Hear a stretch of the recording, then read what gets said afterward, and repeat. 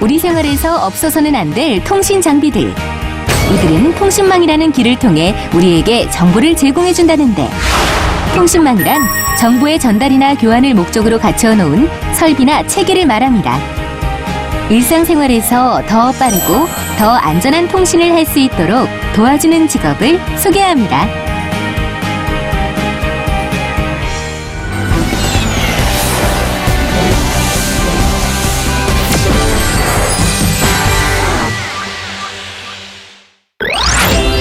경기도 수원에 위치한 한 전자회사 연구소. 이곳에서 오늘의 주인공을 만났는데요. 안녕하세요. 통신공학 기술자 안다래입니다.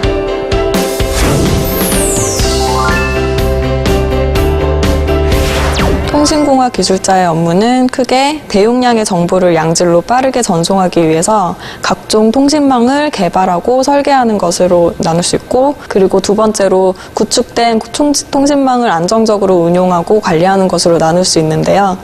전자제품이나 장치들을 개발하고 설계하고 그리고 생산을 관리하는 일을 합니다. 새로운 제품에 대한 통신사의 요구를 맞춰줄 수 있는지 판단하기 위해 회의를 진행하는 주인공. 휴대전화 문자메시지 서비스 이용 시 문제가 생기지 않도록 장기적인 전략과 대책을 마련하는 것이 중요한데요. 실생활에서의 유용성, 가격, 안전성 등 많은 요소를 결정합니다. 통신망이 완성되면 컴퓨터나 전자장비를 사용하여 고객에게 서비스할 수 있는지를 모의 실험하는데요. 문제없이 사용할 수 있도록 유지하고 보수하는 일까지 이들의 업무입니다. 그렇다면 통신공학 기술자가 되려면 어떻게 해야 하나요? 통신공학은 다양한 지식과 기술의 결합체이기 때문에 정보통신공학 전공 외에도 전자공학, 컴퓨터공학, 전파공학, 소프트웨어 관련 학문 등 다양한 전공이 도움이 됩니다.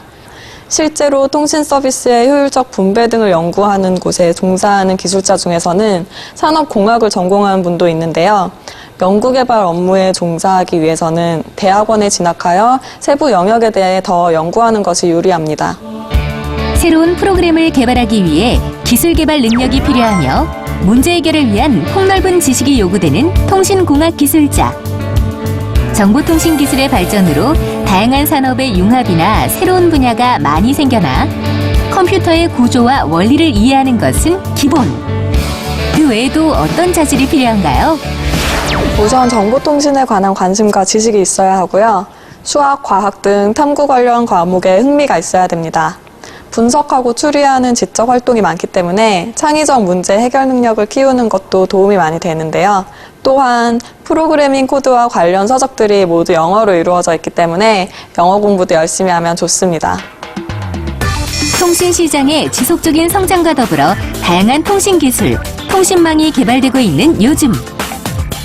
특히 스마트폰의 대중화로 인해 고속 데이터 전송에 대한 요구도 커지면서 이동통신 분야의 기술 혁신이 급속도로 이루어지고 있습니다.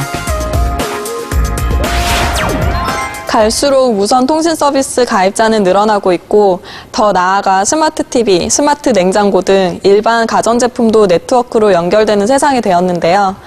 이렇듯 통신 기술이 필요하지 않은 곳은 거의 없습니다. 따라서 통신공학 종사자의 전문 인력 수요도 계속 높아질 거라고 봅니다.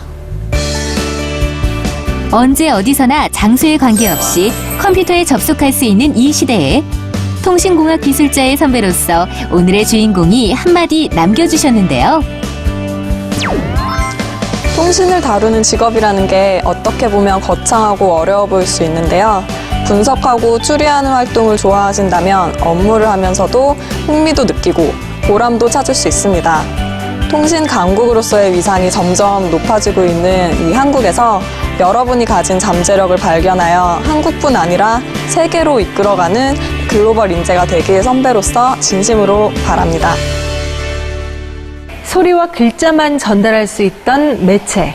하지만 지금은 사진이나 실제 움직이는 영상까지 전달할 수 있는데요.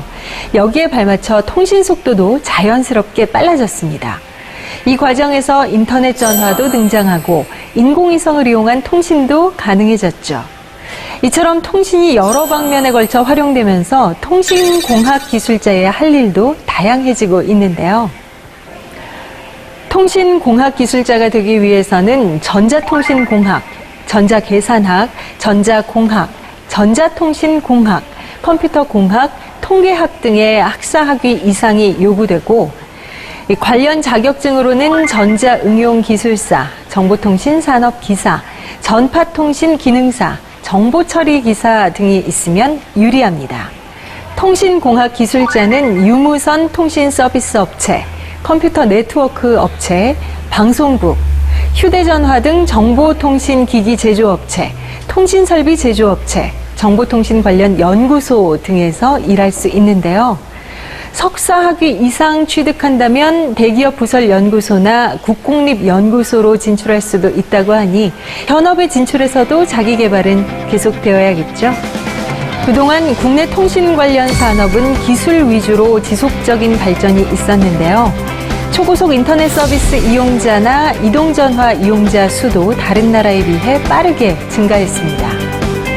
사람과 기술이 소통하는 세상, 안전한 통신 환경을 만드는 세상, 여러분의 손으로 만들어갈 미래입니다.